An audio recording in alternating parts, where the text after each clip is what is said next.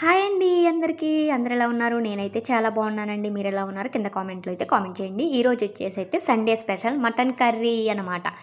ఈరోజు mutton curry ఎలా తయారు చేసుకోవాలో చూసేద్దాం. ముందు మటన్ ఒక హాఫ్ కేజీ తీసుకోండి.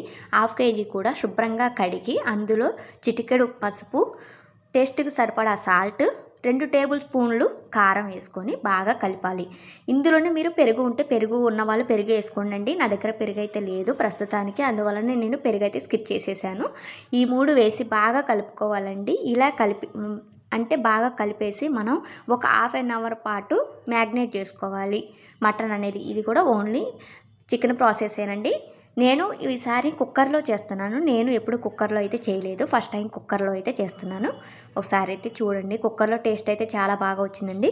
తర్వాత మ్యాగ్నేట్ చేసుకున్నాం కదా, అది పక్కన పెట్టేసుకొని కలిపినది ఒక ప్యాన్ తీసుకొని 3 టేబుల్ స్పూన్ల ఆయిల్ వేసేసి కొద్దిగా వేడెక్కిన తర్వాత అందులో 2 లవంగాయలు వేసి తరువాత మనం ముందుగా కట్ చేసి పెట్టుకున్న 3 ఆనియన్స్ అయితే వేయాలండి. అందులో 3 ఆనియన్స్ లేదా 4 ఆనియన్స్ కట్ చేసి పెట్టుకొని ఇలా బారుగా కట్ చేసుకోండి.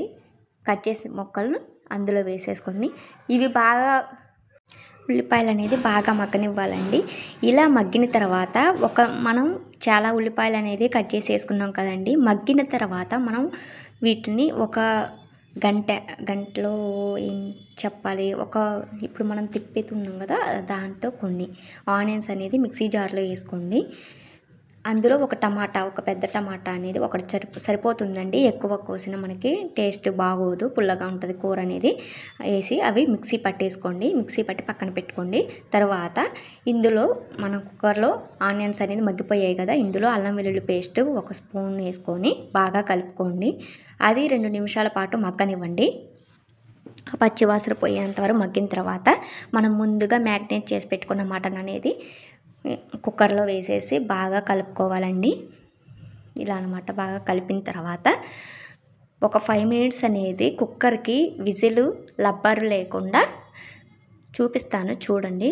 విజిల్ లబ్బర్ తీసేసి ఓన్లీ మూత మాత్రం ఒక 5 మినిట్స్ పెట్టి అలా వదిలేసేయండి. ఒక 5 మినిట్స్ తర్వాత మనకి కొద్దిగా అనేది మటను ఉడుకుతుందన్నమాట.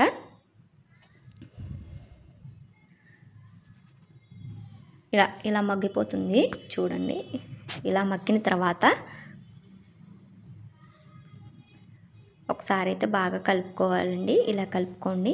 ఇలా మగ్గిన తర్వాత ఇందులో మనం ముందుగా పేస్ట్ చేసి పెట్టుకుంటాం కదా, ఏంటది, వేయించిన ఆనియన్ ఒకటేమో టమాటా పేస్ట్. మీ దగ్గర జీడిపప్పులు ఉన్నా వేసుకోవచ్చండి, ఏం ప్రాబ్లం లేదు.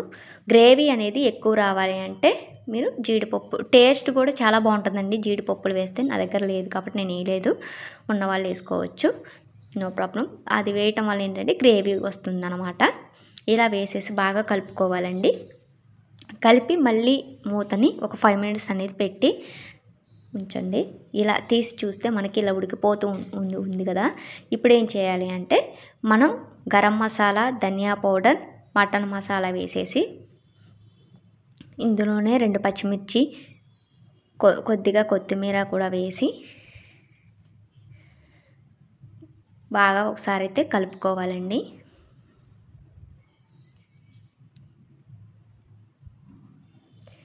ఇలా బాగా అనేది కలుపుకోవాలి మొత్తం నీట్గా, కింద నుంచి పై వరకు కూడా బాగా కలిపేసుకొని ఇందులో మనం ఒక గ్లాస్ వాటర్ అనేది పోసేసుకోండి. ఇలా పోసిన తర్వాత ఒకసారి తిప్పేసి మనం ఇప్పుడు కుక్కర్కి ఉన్న విజిల్ అండ్ లబ్బర్ పెట్టేసి మనం మూత అనేది పెట్టుకోవాలండి. పెట్టుకొని 3 లేదా 4 విజిల్స్ వచ్చేంత వరకు మనం దాన్ని కదిలియకూడదు. లేదు ఒక్కోసారి మాడుతుంది అండి అనుకుంటే ఒక్కొక్కసారి తీసి అయితే చూసుకోండి, ఏం పర్వాలేదు.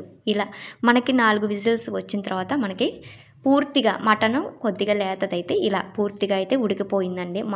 నేను చేసిన 4 విజిల్స్కి అయితే మటన్ అనేది బాగా ఇలా ఉడికిపోయింది.